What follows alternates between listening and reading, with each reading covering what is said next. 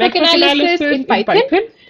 In In the these in this in this above above example, we example, we explored the explored the process process of of creating a creating a graph, graph, computing the computing the shortest shortest path, path, and and visualizing visualizing that that network network with its with its user-friendly user-friendly interface, interface, extensibility, extensibility, and and integration integration capabilities. capabilities.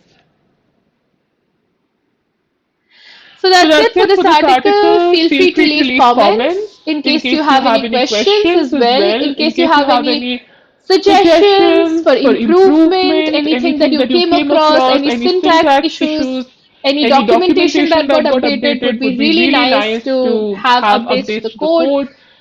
And And thanks thanks for for watching. watching. If you If you like this like this video, video, please please like and like and subscribe. subscribe. And And thanks for thanks for watching. watching. Have a Have a great great day. day. Happy Happy coding. coding.